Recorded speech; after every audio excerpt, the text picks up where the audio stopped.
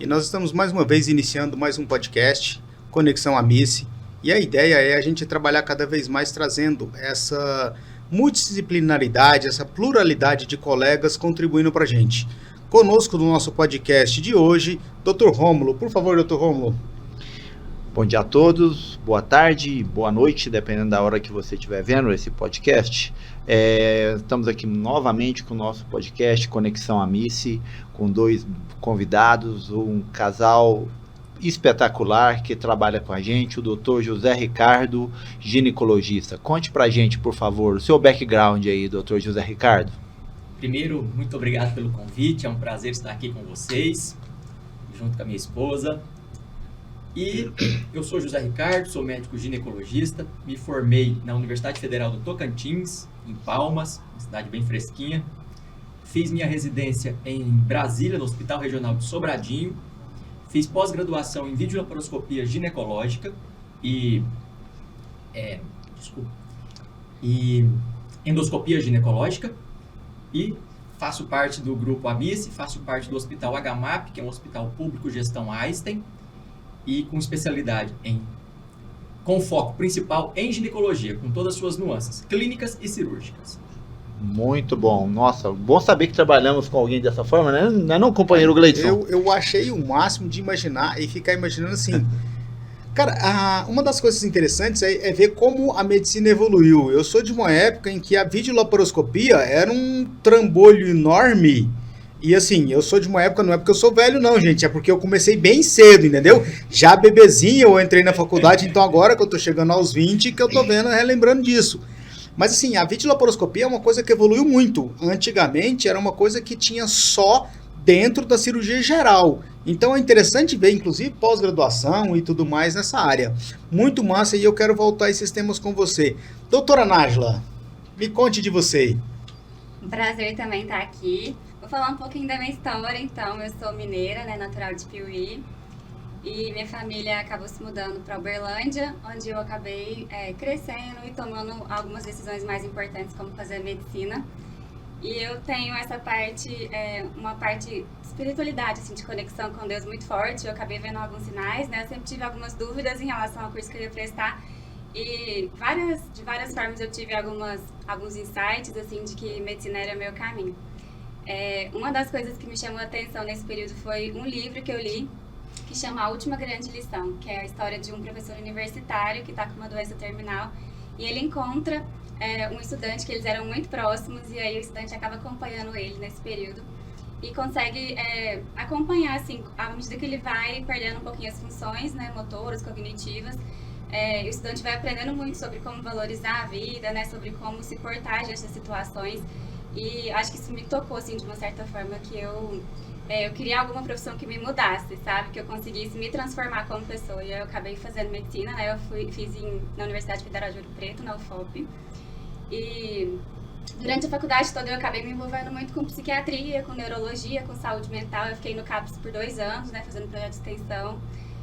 Fui da liga, dei monitoria, tudo envolvendo essas áreas. E aí depois eu cheguei a tentar neurologia e não passei, por isso que eu falo que também Deus me mostrou de algumas formas que era para fazer dermatologia em si. Eu acabei indo para os Mais Médicos, e aí eu fiz 1 ano de Mais Médicos lá em Santos, no litoral de São Paulo. E aí quando eu comecei a trabalhar, eu vi que a parte de neurologia eu me sentia muito assim de mãos atadas, sem conseguir contribuir um pouco assim para a melhoria, que são doenças progressivas, né?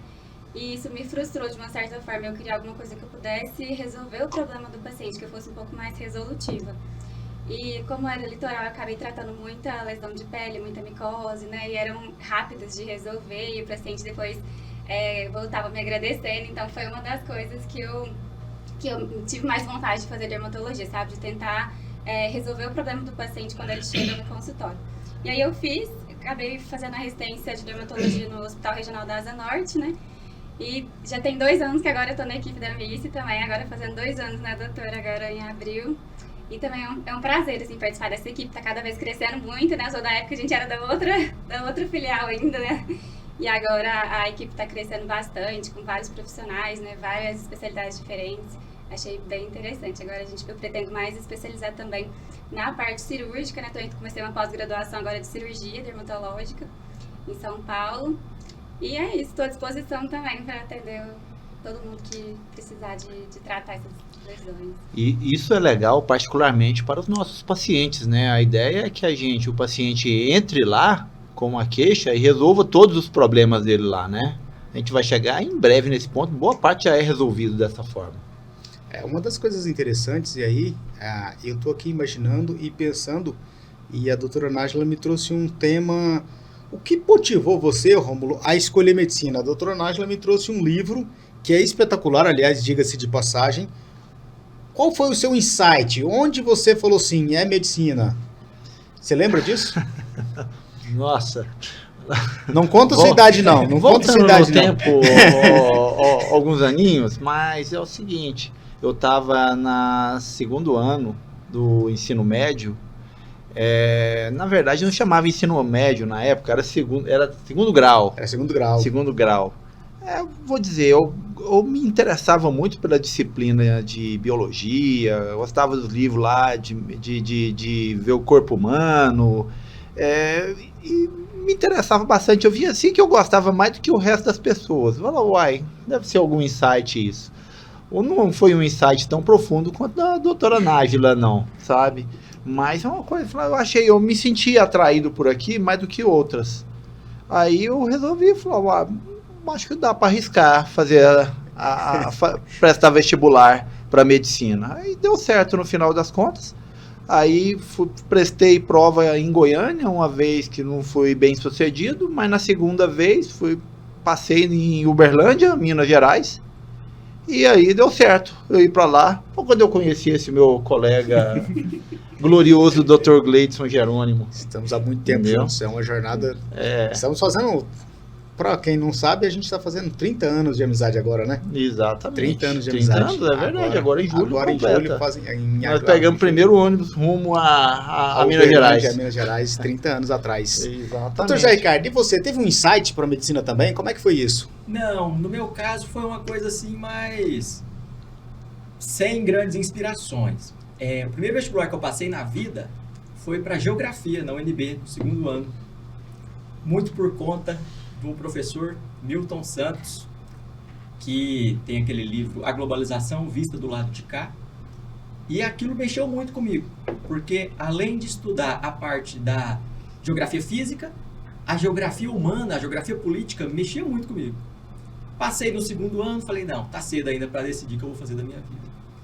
Fiz mais um ano de ensino médio, terminei o terceiro ano, e desde que eu entrei no ensino médio eu tinha um negócio. Eu tinha que estudar para passar no que eu quisesse.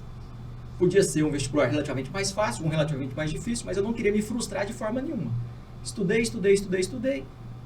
A ideia da geografia foi ficando de lado, apesar de ser um hobby que eu carrego comigo hoje ainda. E no final do terceiro ano decidi, não, vou fazer medicina.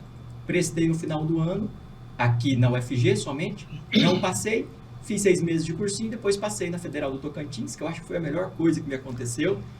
Foi um prazer ter morado naquele estado, de pessoas tão acolhedoras, um lugar, um estado relativamente novo, mas muito promissor. Um dado interessante, Zé Ricardo, e aí eu vou colocar para todos na mesa, o que eu percebo aqui é que todo mundo, de alguma forma, saiu de casa para estudar, fazer faculdade fora. Eu e o Rômulo saímos de Goiânia e fomos para Uberlândia, você foi para Palmas, você foi para Ouro Preto.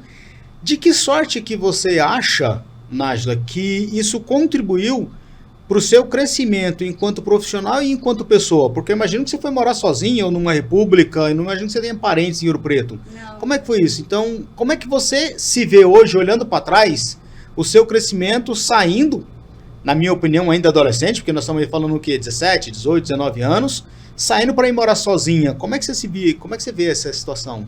Com certeza, isso fez toda a diferença, né? No crescimento pessoal, assim, a gente acaba relacionando com pessoas de diversas formas, tendo que lidar com problemas que a gente não lidava antes, né? Então, isso com certeza contribuiu, sim.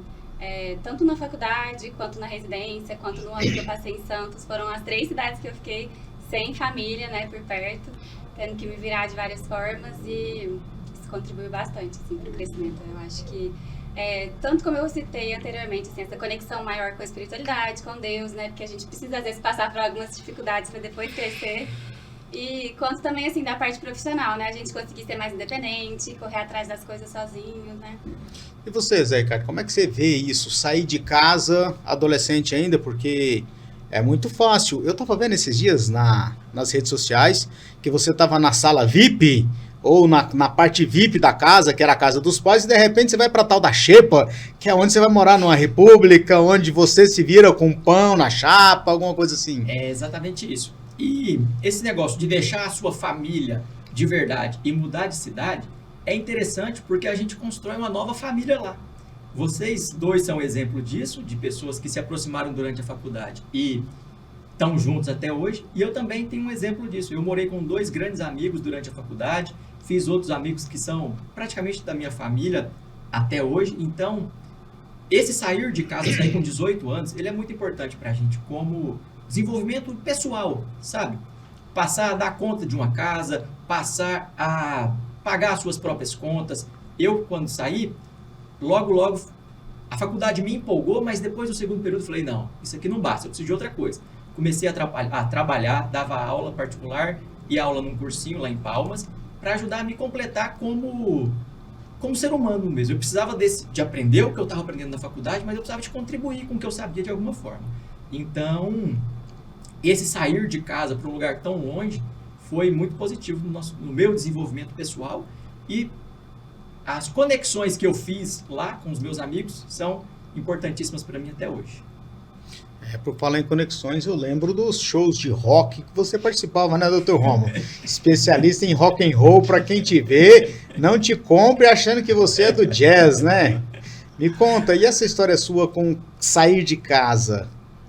Você saiu de casa ainda menor de idade, seus pais tiveram que te emancipar, porque você ainda usava fralda quando você foi à faculdade.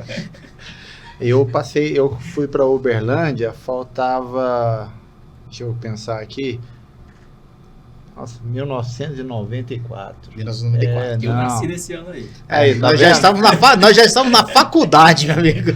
Eu faltava um mês para completar 17 anos. Eu passei com 16. Realmente foi uma coisa que a gente amadurece muito, né? Acho que é saído muito da zona de conforto. Eu queria fazer aquilo ali. Na ocasião, eu achei, a contrário do que minha mãe, que me deixou na rodoviária aos prantos, mas eu queria aquilo ali. Eu acho que era um desafio que eu topava. Eu sou muito afeito a esse tipo de desafio. E eu acho que valeu muito a pena ter ido para lá, sofrer um pouquinho, comer no RU, jantar miojo e outras coisas afins. Para quem não sabe, RU é restaurante universitário. A maioria das universidades tem um restaurante universitário. É uma xepa melhorada e eu vivi muitos anos vivendo também de refeitório universitário. A gente aproveitava muito, a gente teve uma oportunidade muito grande. Uma das vantagens que eu diria da faculdade minha e do Rômulo é que a característica dela é que o hospital, a universidade, tudo ficava num bairro só. E é um bairro, teoricamente, hoje Uberlândia cresceu muito, né? Mas era um bairro mais afastado. Então você tinha uma certa segurança para morar, tem umas repúblicas lá do lado do hospital, então você não tinha que transitar muito. Se você morasse ali, você não precisava de carro, nem ônibus, nem nada. Você acordava cedo, atravessava 3/4 quarteirões e estava dentro do campus, por exemplo. E o campus já tinha um hospital-escola ali dentro. Então, tudo ali favorecia a você ter esse ambiente de quase que moradia dentro de hospital, dentro de escola. Nós começamos a vida hospitalar já no 5º ano, no quinto período. A Universidade de Uberlândia era período semestral, acho que a sua também é semestral. Sim. Então a gente conseguia já estar dentro do hospital no 5º período, que seria 2º ano de faculdade, começando o 3º ano. E a gente já vivia dentro de hospital, que é uma coisa que hoje, às vezes, as universidades, os hospitais estão desligados dos campos de ensino teórico, então acaba afastando e limitando um pouco o acesso ao hospital. Então a gente via muito paciente, eu ia para dentro do hospital e ficava olhando o prontuário, observando, conversando, fazendo anamnese com diversos pacientes, para isso a gente poder pegar um pouco mais de experiência. Mas tudo bem, Dr. Gleison, nós falamos do nosso impacto de sair da Barra da Saia da Mãe para ir para outra cidade. E a sua história? Nos conte. Cara, interessante, velho. Eu saí... eu tenho a mesma história que você, prestei em Goiânia. Por pouco a gente não passou aqui, depois nós fomos para Uberlândia, passamos lá. Ao contrário da sua mãe que te deixou na rodoviária, minha mãe me levou até uma pensão, que a gente conseguiu um quarto numa pensão. Ela me entregou meio-dia e meia ela já estava de volta para Goiânia e lá ficou eu dentro de um quarto de pensão, era o que a gente tinha. Acho que enquanto ser humano, eu cresci demais. A gente erra e aprende demais nessa fase da vida. E eu aprendi dentro de uma pensão, foram uma família que me acolheu, e eu fui super feliz naquela época lá, naquele momento. Aprendi demais com eles e toda essa espiritualidade que a Nájila traz eu também tenho comigo. Então eu aprendi muito. Depois eu fui morar em República e morava praticamente dentro do hospital. Isso me fez crescer muito. Enquanto pessoa, aprender a lidar com gastos. Então assim, você tinha que controlar seus gastos. Os nossos pais, por mais difícil que seja, eles faziam o melhor que podiam para a gente naquela época, mas os gastos de morar fora, eles não são baratos. Então, fui dar aula, fui tentar trabalhar das melhores formas possíveis para a gente poder conseguir complementar a renda até para ficar esse período de 6 anos lá. Então, a gente trabalhou muito, mas foi um período onde eu vivia a medicina e eu tive certeza que eu estava fazendo as escolhas certas. A reumatologia surge muitos anos depois na minha vida, mas a medicina, eu diria que ela estava dentro de mim desde os 3 anos de idade, 4 anos de idade, eu já falava que queria ser médico e eu já estudava para isso. Eu tenho essas memórias. Então, assim, eu nunca pensei em outra profissão na minha vida que não fosse ser médico. Talvez por desejo eu tentei ser professor. Fui professor por um bom tempo. E me senti feliz. Eu me sinto feliz dando aula. Me sinto feliz compartilhando conhecimento. Mas hoje eu tenho alguns reveses de como a sociedade mudou um pouco do modelo educacional que nós vivemos hoje. Então isso me frustrou um pouco. E eu precisei vir remodelando e reaprendendo ao longo do tempo. Mas foi uma jornada muito massa. Eu queria voltar, Rômulo, na questão da videolaparoscopia. A gente vê que é uma coisa... O vídeo em si é uma coisa que evoluiu muito. E aí eu posso trazer isso dentro da gineco e dentro da gastro também, que ela trouxe a história da endoscopia... Talvez seja um dos precursores dessa metodologia endoscópica de ver, talvez esteja na gastroenterologia. Como é que você começa, você que é gastroenterologista, como é que estão hoje a endoscopia e os procedimentos endoscópicos dentro da gastroenterologia, Rômulo? Falando de evolução, eu acho que uma das áreas que mais evoluiu em medicina, com certeza, é muita tecnologia envolvida. Para ter uma noção, a endoscopia, teve até uma aula de um professor meu recentemente falando da história da endoscopia, que ele apresentou no congresso, lá antes, no século XIX ainda, que foi baseada no engolidor de espada. Era um endoscópio rígido, que a pessoa acordado, ficava com a extensão do pescoço e enfiava um endoscópio, um tubo, uma barra de ferro oca que você olhava lá dentro. Eu acho que passava muita coisa batida, né? Aí, já no século XX, teve a questão já flexível, o endoscópio flexível, com o advento de fibra ótica, isso favoreceu muita coisa. Até hoje, que a endoscopia hoje, que você consegue fazer diagnóstico histológico por endoscopia em tempo real. Porque... aparelho Ultra HD, ampliação de imagem, coloração, você faz procedimentos, cirurgias endoscópicas, se trata muitos tipos de tumores por endoscopia, sem precisar abrir a barriga da pessoa. Ou seja, houve uma evolução esplêndida nesse sentido. A endoscopia, eu fico muito orgulhoso de fazer dessa especialidade, que a gente consegue resolver tantas coisas no aparelho digestivo.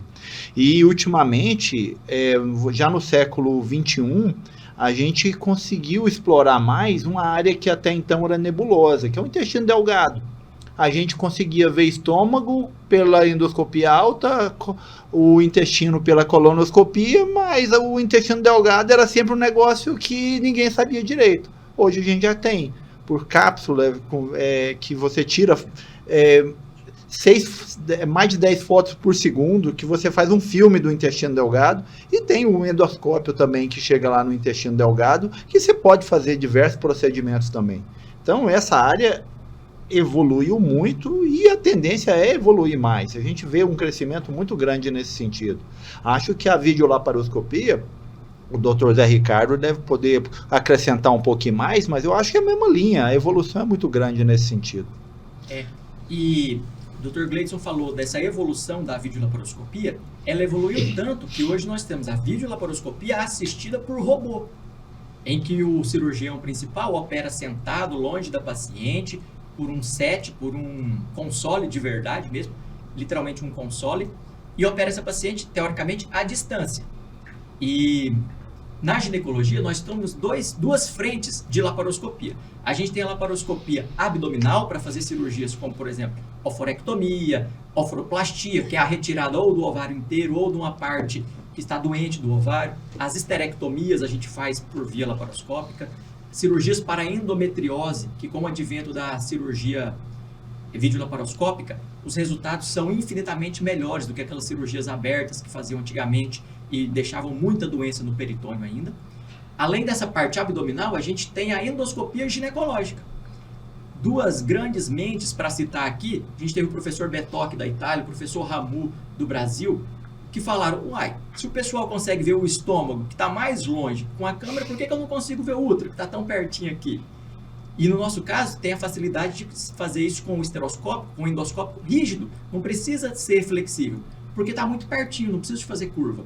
Então, a esteroscopia hoje também resolve como tratamento e resolve como diagnóstico. Porque às vezes a paciente tinha um espessamento endometrial, um pólipo endometrial, um mioma submucoso, e a gente só via isso na ultrassom. Se quisesse fazer algum tipo de biópsia, tinha que ser às cegas, com a cureta, raspando aquela parede do útero, sem tirar do lugar correto. Hoje a gente entra com a câmera, identifica a área espessada, identifica o pólipo, identifica o mioma e raspa ela com a haste elétrica, cauteriza de forma direcionada com um trauma muito menor. Então, não podemos falar de medicina e especificamente de ginecologia hoje sem falar da videolaparoscopia e da esteroscopia. Você me falou uma coisa aqui, Zé Ricardo, e eu fiquei aqui imaginando. Você me falou das cirurgias robóticas. Eu acho que ainda não são uma realidade, pelo menos assim. Eu nunca vi de perto, mas eu entendi que você me falou que o cirurgião ele está assistido ali próximo, até mesmo porque precisa ter uma certa conexão. Mas eu vejo alguns vídeos, algumas coisas assim que a gente estuda muito, você já consegue fazer isso à distância. Você tem cirurgiões que já conseguem fazer isso à distância. Mas no caso da ginecologia, dessas cirurgias robóticas, o médico ele ainda está próximo, ou ele já pode estar distante também. E quando eu falo próximo, eu estou falando bloco cirúrgico, eu estou falando o mesmo hospital, ou eu já consigo hoje estar em setores diferentes de cidade, por exemplo? Entendi.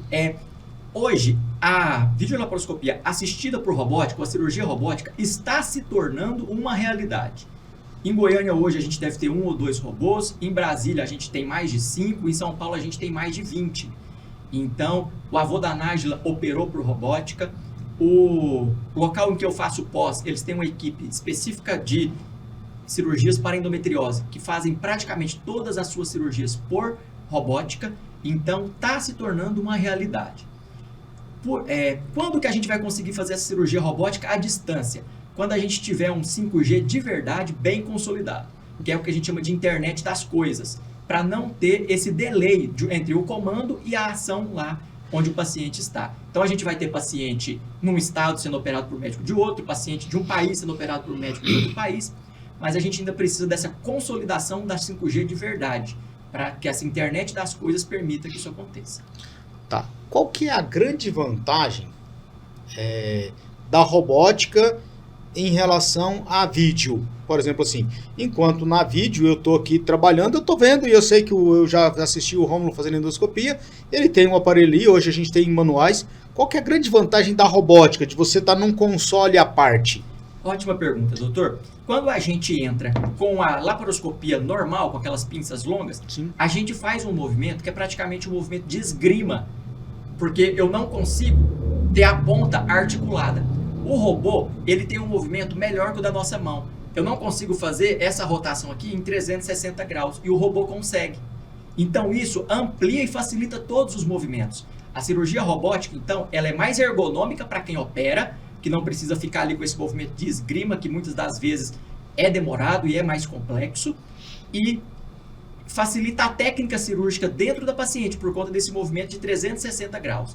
As pinças, depois eu vou mostrar uns vídeos para o senhor, tem algumas que são triarticuladas. Eu consigo ficar lá quase virada para a câmera, coisa que com a laparoscopia normal, convencional, não é possível. Entendi. Show. Nájila, trazendo isso um pouquinho agora totalmente diferente, dentro da dermatologia, a gente vê muito, vocês têm aqueles aparelhos que é para ver, vocês iluminam e olham as pequenas lesões, e com isso vocês conseguem fazer diagnósticos de cânceres e outros cânceres de pele. A cirurgia dermatológica é uma coisa ainda um pouco a ser explorada, e você está fazendo pós-graduação nessa área. Me fala um pouquinho sobre a cirurgia dermatológica. Onde e quando, e o que é a cirurgia dermatológica? Assim como em todas as áreas da medicina a gente teve avanços, né, na dermato também a gente tem algumas tecnologias para auxiliar no diagnóstico. A gente usa bastante o dermatoscópio, que é um aparelho, nada mais é que uma lupa, né? Ela tem algumas outras funções assim, de iluminação, com luz polarizada, luz não polarizada. A gente consegue ampliar a lesão da pele e a gente consegue estudar algumas estruturas que podem estar mais superficiais ou profundas de acordo com a coloração, identificando assim se é uma lesão benigna ou suspeita maligna. E aí, a partir de, então do diagnóstico, a gente faz a abordagem cirúrgica, né? A dermato, assim, acho que eu posso falar a questão do desenvolvimento maior, acho que deve ter sido na área da cirurgia de retalhos. Porque, assim, a cirurgia simples, ela já é mais antiga, né? Já tem um conhecimento ao longo do tempo, mas o retalho, a gente tem que estudar, às vezes, os vetores de ação da pele, né? As linhas de tração. E aí, tudo isso tem que ser bem calculado para fazer a cirurgia bem com maior detalhe, né? E uma técnica superior, assim, para ficar esteticamente melhor para o paciente. E é isso, assim, acho que a parte cirúrgica que a gente precisa mais abordar, realmente, essa parte, assim, de melhorar os retalhos e enxertos, que são cirurgias mais complexas que a gente faz.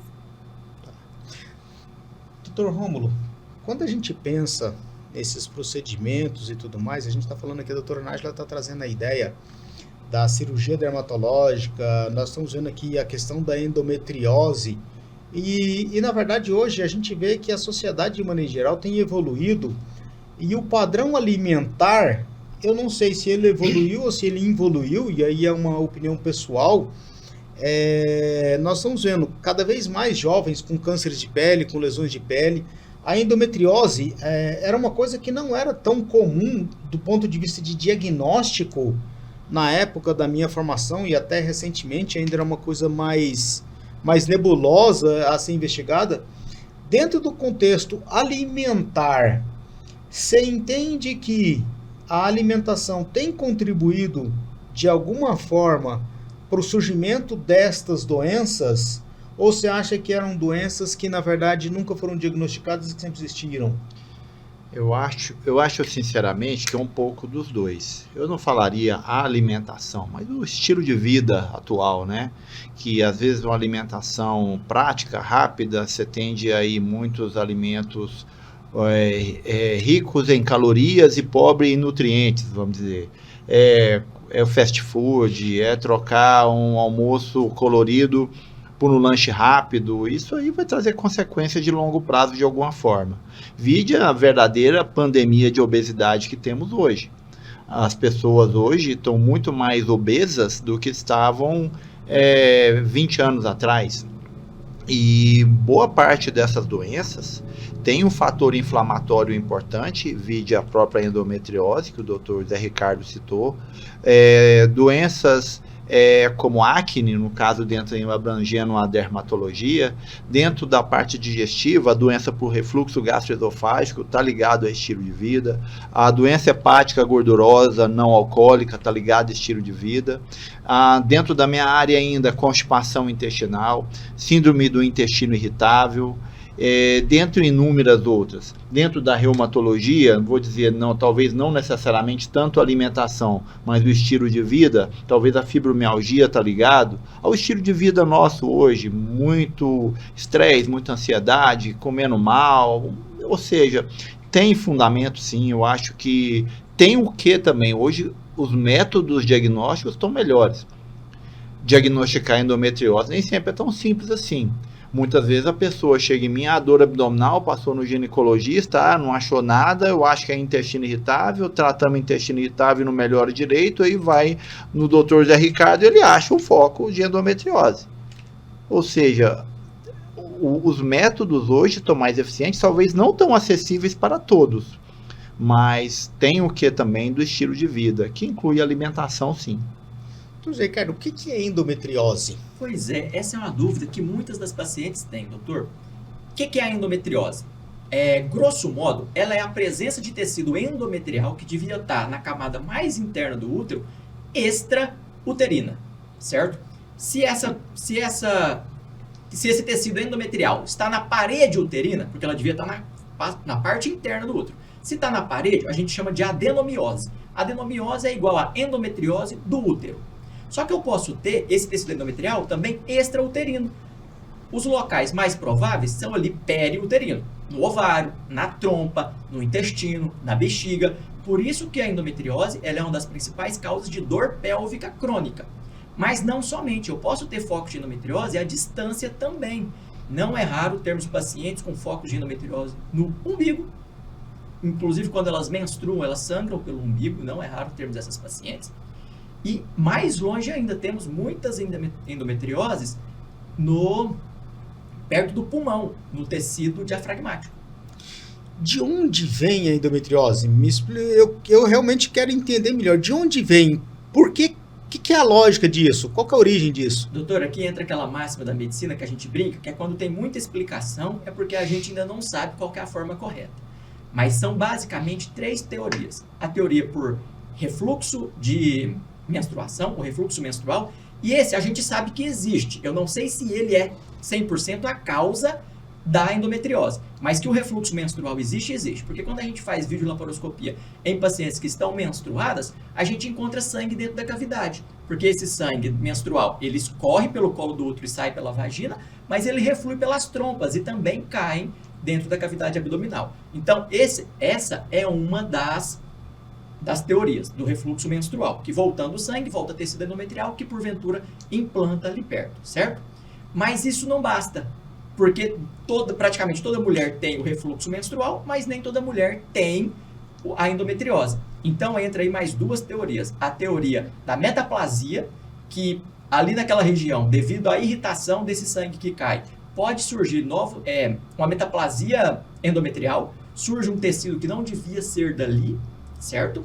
E a teoria imunológica, de que essas pacientes têm alguma deficiência imunológica que não consegue evitar o implante desse tecido endometrial naquela região, certo? E como é que explica essa endometriose à distância, como no umbigo ou no diafragma? Aí a gente tem também a disseminação hematogênica da endometriose. Aí o senhor pode perguntar assim, tá se comportando como câncer. Sim, é uma doença benigna que se comporta como se fosse maligna, com inflamação e fibrose crônica. Por isso que causa essa dor que tantas mulheres têm. Uma coisa interessante que o senhor falou também foi sobre o diagnóstico. A gente só acha o que a gente sabe que existe. Não adianta a paciente procurar um profissional de outra área, ou até da ginecologia, que não está ligado e não está antenado nas questões da endometriose. Porque essa paciente vai passar batida. Interessante isso. A medicina evolui e a gente tem que aprender cada vez mais e todo dia a gente aprende. Mas você citou uma coisa interessante, Rômulo, que é exatamente a acne na dermatologia e essa relação alimentar. Existe de fato essa relação, Nájila? O que é a acne? A acne, ela é uma obstrução da glândula sebácea, né, por queratina, e a partir daí a gente acaba proliferando bactérias na região, né, inflama o local e forma as pústulas, né, que são as lesões com pus, que a gente chama de acne.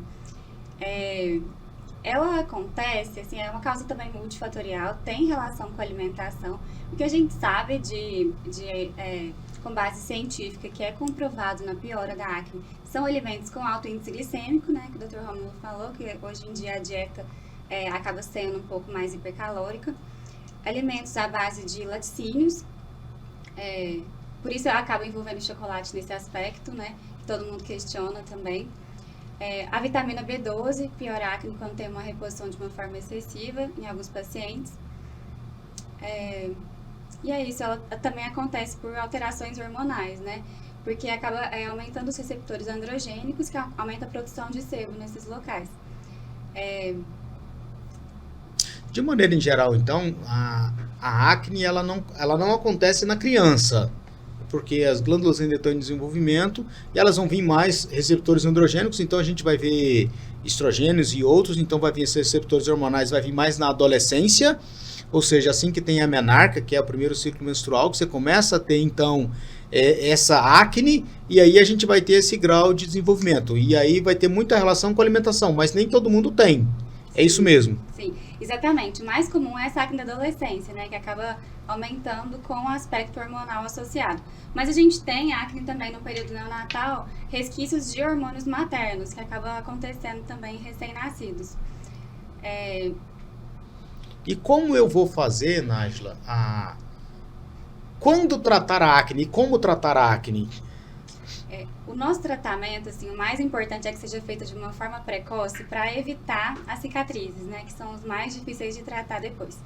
Então, a acne, a gente trata ela de acordo com o grau de acometimento. Quando é uma acne leve, a gente acaba usando produtos mais tópicos, alguns ácidos associados. Quando é uma acne mais moderada, a gente associa com antibiótico terapia, né? Que pode ser tópica ou oral. E casos mais graves, a gente parte para a isotretinoína, que é o famoso Roacutan, que ele acaba atrofiando essas glândulas sebáceas e melhorando, então, o aspecto da pele, prevenindo a formação de cicatrizes, que podem ser tanto manchas, né, quanto também aquelas ice picks, que a gente chama, que são cicatrizes mais profundas. Uma coisa que eu vi recente, eu acho que você poderia até ajudar a gente nisso aí também, até envolvendo talvez os dois, a chamada acne da mulher adulta. Eu acho que tem novamente esse envolvimento hormonal, síndrome de ovário policístico. Tem alguma coisa assim específica sobre esse assunto? A acne da mulher adulta, a gente tem essa desregulação hormonal e ela tem associação com o período menstrual, né? Quando tem essa piora das lesões da pele. E ela acontece de uma forma diferente, porque no adolescente ele acaba cometendo mais a zona T, que seria testa, nariz e o mento, por conta dos fatores dos receptores androgênicos. Na mulher adulta, ela acaba pegando mais a região de terço inferior e malar, que são áreas que não são tão oleosas assim normalmente. E aí é uma acne mais de terço inferior. E ela tem essa relação com a menstruação, né, com o ciclo menstrual, e tem relação também com a parada de contraceptivos, né, que acaba piorando esse aspecto. Eu vou pedir para o José falar um pouquinho mais sobre essa parte hormonal pra gente. O senhor falou sobre se a síndrome dos ovários policísticos tem a ver com esse aumento da oleosidade da acne das pacientes, e sim, porque quando a paciente é portadora da SOP, da síndrome dos ovários micropolicísticos ou policísticos, ela é uma paciente que tem um hiperandrogenismo, ela tem mais hormônios masculinos do que deveria ter. Esse hiperandrogenismo ele pode ser laboratorial, a paciente tem testosterona aumentada, ou clínico, ela tem exames laboratoriais normais, mas ela tem pelos onde mulheres geralmente não têm, como aqui, pelos grossos, não é aquela lanugem, aquele pelo fininho. Região de costeleta, de bigode, entre as mamas, então isso são sinais de hiperandrogenismo. E outro são as acnes, certo? Então, para essas pacientes, o anticoncepcional com função antiandrogênica tem um bom resultado. Rômulo, a Nájila citou uma situação aqui e eu queria trazer para a discussão para você nos falar um pouquinho. A gente tem visto muito visto muito a literatura e tudo mais sobre o tal do chamado índice glicêmico e o índice de Roma, que hoje a gente vê muito isso. Você que é especialista nisso, que é nutrólogo, o que é o índice glicêmico e como é que eu penso sobre isso na prática médica e na prática de maneira geral? O índice glicêmico pode ser definido como a capacidade de um determinado alimento ou refeição causar picos de glicemia. E isso pode causar como uma resposta no corpo a um pico de insulina na sequência. E isso pode, às vezes, levar a algumas consequências, como aumentar o risco de doenças como diabetes, hipertensão, a gente ingerir uma alimentação mais calórica do que o habitual, porque você tende a comer mais quando você escolhe índice glicêmico. O que faz subir a glicemia, geralmente, é aquela refeição com carboidrato puro. Quando você mistura proteína, fibra, ela tende a diminuir o índice glicêmico. E com isso, você tem menos oscilação nessa glicemia. Esse índice Roma já é um teste laboratorial, baseado na dosagem de insulina. É um cálculo matemático, não me lembro direitinho como é esse cálculo, que envolve dosagem de insulina e dosagem de glicose em jejum. A relação entre eles dá esse índice glicêmico. Mas eu ouvi um Até bom você ter perguntado. Eu vi uma palestra de um professor da USP, endocrinologista, um dos melhores do Brasil. Ele há uma tendência no meio médico não valorizar o índice Roma isoladamente, porque tem alguns falsos positivos nele, mas sim outros fatores associados. Mais importante do que o índice glicêmico é você olhar a circunferência abdominal do sujeito. Como é que está, por exemplo, triglicerídeos, HDL, que são também indícios de que a pessoa está desenvolvendo resistência à insulina. E aí com todas as suas consequências, né? E risco de diabetes, risco cardiovascular, a doença gordurosa do fígado ou esteatose hepática e outras doenças que podem estar relacionadas a essa resistência à insulina. Quando a gente pensa nisso, é interessante observar isso daí, que a gente nota. E eu vejo muito pessoas hoje em dia fazendo esse acompanhamento glicêmico, controle extremamente exacerbado, e aí você traz uma coisa que não requer laboratório e requer apenas uma fita métrica, que é a circunferência abdominal. Na avaliação dos senhores, vocês acham que a medicina evoluiu muito e agora a gente está dando, em determinados pontos, alguns passos para trás, no sentido de que a clínica ainda é soberana? Na verdade, nós temos aqui um cirurgião e 3 clínicos. Eu acho que até ficaria injusto, mas assim, a frase, a clínica é soberana. Vou começar pelo cirurgião. Doutor Zeca, o que você me diz hoje? Nós falamos sobre cirurgia robótica, sobre videolaparoscopia, videoestereoscopia, mas eu não sei, é a opinião pessoal minha. Eu gosto de pegar no meu paciente, eu sou clínico, então assim, um antigo professor nosso dizia que a gente só dá bom dia a quem a gente conhece. Então estudar e pegar no paciente, e você acha que a medicina ela tende a evoluir e ao mesmo tempo involuir nesse sentido de trazer de volta essa prática clínica? Como é que você vê a medicina hoje? Isso o senhor está falando é uma coisa engraçada, porque por trabalhar num hospital que opera muito, a gente convive muito com cirurgiões gerais mesmo. E aí, todo dia eles brincam, a soberana está pedindo parecer. Porque se a clínica é soberana, por que eles estão chamando a gente? Né? Mas isso é uma brincadeira de hospital. Eu tenho o prazer de trabalhar numa especialidade clínico-cirúrgica. Porque a gente também precisa de pegar no paciente, de tocar o paciente, de apertar a barriga do paciente. Porque, de passar um exame especular, eu não consigo fazer ginecologia sem o exame físico. A ciência evolui, a tecnologia evolui, os exames de imagem hoje são belíssimos e maravilhosos. A gente tem coisas de tecnologia de ponta, como uma PET-CT, uma ressonância com contraste, mas o paciente sente, o paciente dá sinais e a gente precisa de pegar, de examinar o paciente. E eu acredito que não importa o quanto a tecnologia evolua, medicina tem que tocar no paciente, tem que pegar no paciente, certo? Doutora Nájila, você também, cirurgia dermatológica, hoje você tem esses tantos recursos, como é que se chamam? Bioestimuladores, colágenos e tudo mais. E a medicina? Como o José também, a minha especialidade é clínica cirúrgica, né? Então, com certeza, assim, por se tratar de dermatologia, a gente acaba avaliando pele, cabelos e unhas, que são na parte externa, né? Até mais fácil de avaliar do que algumas especialidades, né?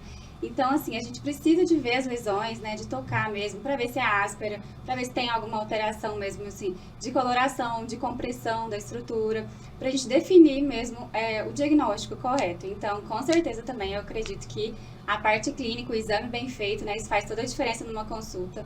E principalmente na dermatologia, assim, acho que é uma das especialidades que a gente tem um pouco mais de dificuldade de tratar de uma forma online, por isso, que a gente precisa de tocar no paciente, de sentir a sensação mesmo da lesão, se ela é áspera, se ela tem alguma outra associação junto, né? Então, com certeza é uma especialidade que a gente precisa ainda do contato físico mais intenso, assim, de uma avaliação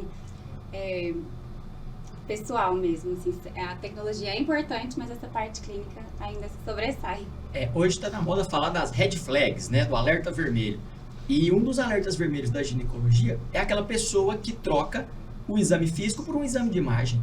O exame das mamas não é substituído ou substituível pela ultrassonografia nem pela mamografia. O toque vaginal não é substituível pela ultrassom transvaginal. o exame físico tem uma finalidade e o exame de imagem, exame complementar à avaliação clínica, tem outra finalidade. Romulo, e você? Você já está na medicina? O Zé Ricardo estava nascendo e você já estava fazendo medicina. Me conta, como é que você vê essa evolução da medicina? A gente tem que saber a importância do exame clínico, assim como eles citaram. É soberano, sim. Eu acho que para você conhecer o paciente, para você suspeitar de alguma coisa, primeiro você tem que ouvi-lo. Você não vai olhar uma tomografia antes de saber o que eu estou procurando na tomografia. E a gente vê muito isso. E hoje a gente tem visto uma sobrecarga muito grande de exames. A gente trabalhou em pronto-socorro muito tempo. Eu vejo comparando, né? Eu dava plantão em pronto-socorro até 10, 12 anos atrás. Era clínica, basicamente. O eletrocardiograma a gente pedia, quem lia era nós mesmos. Laboratório, se eu chamasse de madrugada o técnico do laboratório, ele ia cara feia para mim e não ia conversar comigo o resto da semana. Hoje, o plantonista tem uma tomografia e tem o laudo do radiologista meia hora depois. Então aumentou muito o acesso. É bom por um lado, mas eu acho que estamos pedindo muito exame. Muito exame mesmo. Acho que é muitas vezes desnecessário. Então, desnecessário por quê? Porque boa parte do diagnóstico a gente acha ouvindo o paciente. Dizendo experiência pessoal minha, que eu vejo, chegou o paciente para mim recentemente. No consultório, foi atendido numa emergência por um quadro de gastroenterite. Comeu alguma coisa estragada, passou mal. Foi no pronto-socorro, pediu uma tomografia, tinha uma colite. Veio para mim, passou por uma colonoscopia porque achou que era colite ulcerativa. Só que ele não tinha mais nada. Ou seja, ele um quadro agudo que se resolveu em 3 dias e o problema dele foi postergando por quase 2 meses preocupado com a doença grave. Sem falar que aumenta custo, aumenta o estresse do paciente, ausência no trabalho, porque tem que ir num monte de médico, fazer um monte de exames. Isso muitas vezes por conta de não dar um ouvido adequado de uma anamnese, colher bem uma história clínica, um exame físico adequado. E às vezes sim, precisa de um exame mais básico na maioria das vezes, né? Mas isso acontece com frequência. Na ginecologia, não é raro a gente ter uma paciente que queixa-se de perda de urina aos esforços. A paciente espirra, perde xixi, tosse, perde xixi, pega o netinho no braço, perde xixi. Essa paciente chega no consultório e fala: doutor, estou perdendo urina. Você examina ela e vê que ela está perdendo urina. E a gente pede um exame que chama estudo urodinâmico, que é importante ser pedido para saber qual é a causa e qual vai ser o tratamento dessa perda urinária. E não é raro o estudo urodinâmico vir com um resultado normal. Com que cara que eu vou falar para a paciente que ela não tem nada? Se ela vê o xixi saindo, se eu vi o xixi saindo, então o exame laboratorial ele é complementar à nossa avaliação inicial. O que importa é o que o paciente sente. Isso é uma coisa interessante. A minha especialidade, ela é puramente clínica. Eu acho que se pode contar nos dedos de uma mão, talvez, os procedimentos que eu consiga fazer na reumatologia. E eu tenho muita dificuldade. O advento da pandemia trouxe uma nova realidade, acho que para todos nós, que é a possibilidade de videoconsultas, que não era regulamentada, então não era permitida, e ela trouxe essa realidade para a gente. Quando eu vejo as videoconsultas, eu acho que isso é uma facilitação. Eu consigo ter pacientes hoje espalhados pelo país e até pelo mundo. Existem limitações, obviamente, por ser uma especialidade, mas eu vejo que isso traz benefícios e, ao mesmo tempo, malefícios. Eu sinto muita falta desse contato olho no olho, desse contato tocar o paciente. A reumatologia, ela é imensa, ela é enormemente clínica, talvez seja a especialidade mais clínica de toda a medicina. Então isso é muito difícil. Muitas vezes eu peço um paciente para vir a Goiânia, passar por uma consulta comigo que seja, para eu poder examinar, para depois a gente dar sequência por vídeo, por causa dessa realidade. E agora, se você que está lá na gastro vê muito exame, imagina eu que estou na reumatologia. A ortopedia, com todo respeito a outros colegas, pedem muitos exames exatamente por não ouvir atentamente todas as queixas do paciente e solicitar exames de uma forma diferenciada. Dentro da reumatologia, e aí eu vou puxar um pouquinho da sardinha aqui e vou colocar a doutora Nájila numa saia justa. Reumatologia, doenças autoimunes e uso de bioestimuladores, Nájila. Qual que é o seu ponto de vista? Pois é, quando está uma doença numa fase ativa, né, numa fase que ela está em atividade, a gente contraindica tanto os bioestimuladores quanto preenchedores, por ser um procedimento que pode causar uma inflamação local e intensificar ainda mais o quadro da paciente. O uso, apesar de ser uma fase ativa, em algum momento, e aí a gente discute muito a síndrome ásia, que está muito em moda hoje em dia, que é aquela reação do corpo a uma síndrome autoinflamatória relacionada a adjuvantes. E aí nós temos dentro da cosmiatria, vamos colocar assim, inúmeros adjuvantes. Desde os adjuvantes que são quase que são colágenos, que são esses e qual que é a diferença hoje, para a gente pensar em ásia, entre bioestimuladores e estimuladores de colágeno ou colágeno puro? Como é que funciona isso? Como é que é isso hoje, Nájila? Então, a gente tem diversos procedimentos na dermatologia, né, para ajudar um pouco mais nessa recuperação da sustentação da pele, das estruturas mesmo que a gente vai perdendo ao longo dos anos. Então, os bioestimuladores são substâncias que a gente injeta no subcutâneo e eles acabam causando uma inflamação local, que essa inflamação gera produção de colágeno. Então, a intenção, né, assim, o objetivo desse procedimento é que a gente aumente a formação de colágeno e consiga tirar um pouco mais a flacidez, né, como se fosse colar mais a pele mesmo, para melhorar o aspecto estético. A gente tem, além dos bioestimuladores, o uso de fios, que pode ser tanto de tração quanto fios de PDO, que são os fios lisos, e a gente tem uma melhora também, porque esses fios, eles são decompostos ao longo dos meses, e essa decomposição também ajuda na formação de colágeno local. Então, para rugas já vincadas, para rugas que já estão mais profundas, a gente tem uma resposta muito boa com o uso dos fios.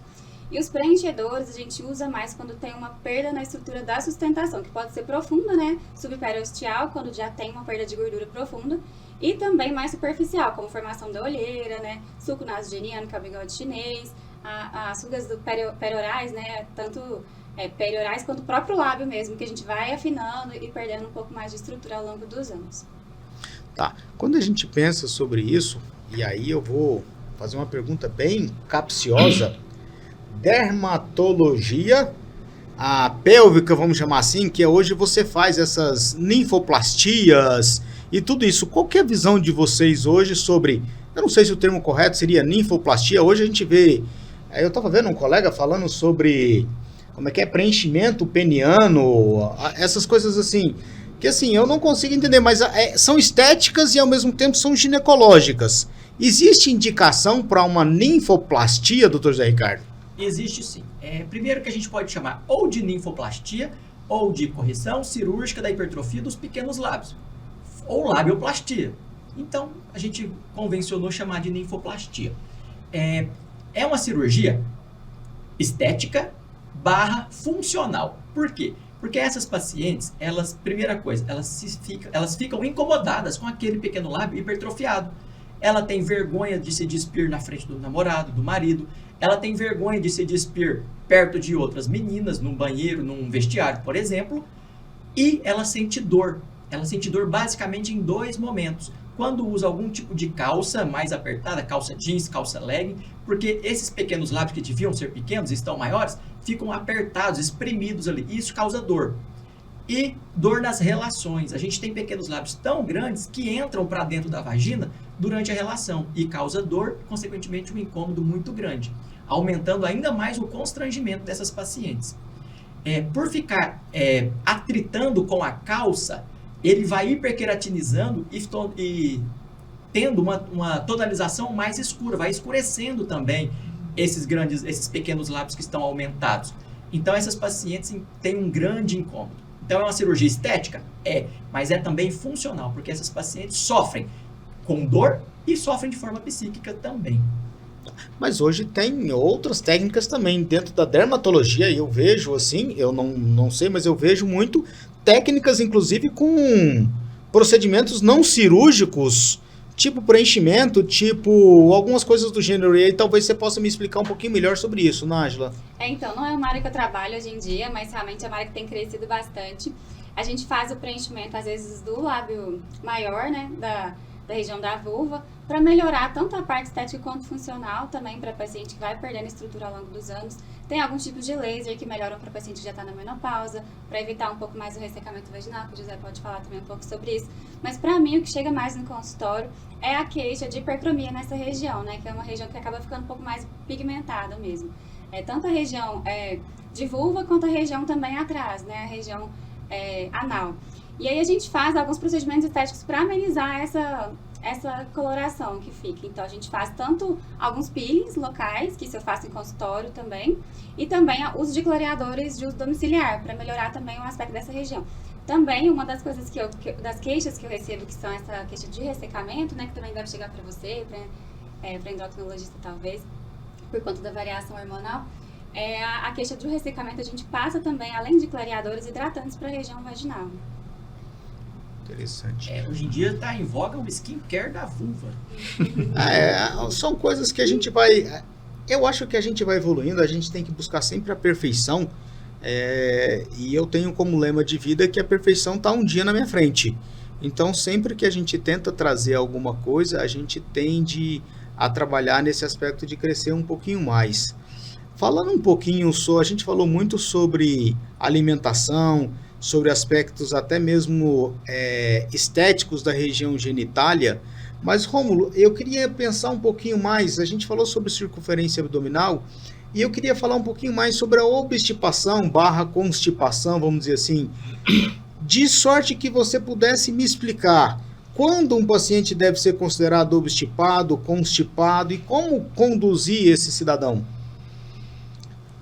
A definição de constipação intestinal, isso já foi muito discutido, inclusive tem consensos que se reúnem de tempo em tempo para discutir as chamadas doenças funcionais do aparelho digestivo. A constipação intestinal entraria como uma doença funcional a priori. O que é considerado normal para o ritmo intestinal é que funcione desde 3 vezes por dia até 3 vezes por semana. Desde que fezes macias, sem dificuldade, e não ter aquela sensação de evacuação incompleta.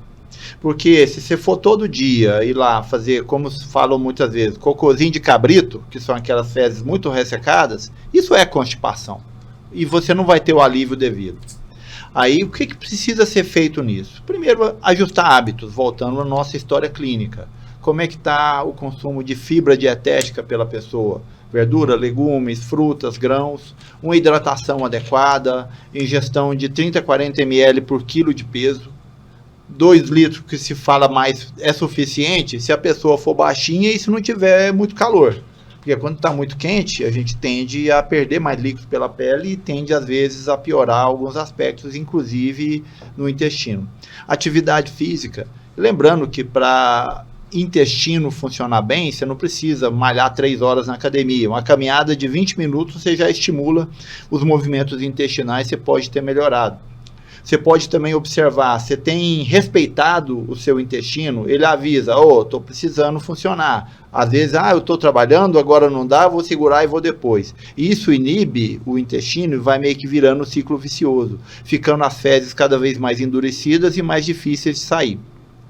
Uma vez que os hábitos estão alinhados, aí convém investigar. Quando se fala de constipação pura, existe o de trânsito lento, que o intestino todo fica lentificado, é o intestino preguiçoso, que não é raro, e tem os casos de obstrução de saída. Aí vão muitas doenças pélvicas, discinergia ano-retal, alterações locais ali, dificuldades, que muitas vezes respondem, inclusive com tratamento com fisioterapia. Muito bom, muito bom. Bom, estamos chegando mais uma vez ao final do nosso podcast Conexão Amice. Dr. José Ricardo, sua experiência, como é que você avalia o nosso podcast? Olha, mais uma vez, agradecer o convite, contem comigo sempre que precisarem. E isso aqui é muito importante, porque isso aqui enriquece o nosso debate sobre saúde e sobre medicina como um todo. Doutora Nájila, seus comentários finais. Também agradecer a participação. E assim, eu acho que é uma iniciativa que a gente precisa continuar também fazendo para esclarecer a população no geral, algumas dúvidas que a gente poderia esclarecer por aqui, né? Que ajuda realmente os pacientes a se informarem melhor. Porque hoje em dia a gente vê muita fake news, né? Muitas notícias que são espalhadas incorretamente. Então, quando a gente está em meio de especialistas, né, debatendo com seriedade esses assuntos, é mais interessante. Dr. Rômulo. Muito obrigado a vocês terem vindo com a gente, muito enriquecedor nossa conversa, valeu demais, bela troca de ideias. Esperamos com certeza vê-los aqui novamente, várias vezes, porque sempre vai ter um assunto a ser discutido e nós temos muita coisa aí para esclarecer a população e a gente também, né? Porque a gente foi uma aula que a gente teve aqui também. Eu agradeço muito a presença da doutora Nájila, do Dr. José Ricardo, Dr. Rômulo mais uma vez comigo na bancada. É sempre um prazer imenso quando a gente tem a oportunidade de discutir temas que, na verdade, são temas que interessam não só a medicina, mas interessam a população em geral. E esse é o objetivo nosso, de fato, é trazer conhecimento, e eu diria muito que é humanizar a medicina e humanizar o médico. Nós somos seres normais, com alegrias, com tristezas, com doenças, com diversos problemas, mas, sobretudo, nós estamos buscando conhecimento. Quando a gente agrega valor e a gente discutiu sobre tantos temas aqui, eu fico muito feliz. Muito obrigado. Estejam convidados já ou intimados para os próximos podcasts nossos. Muitíssimo obrigado.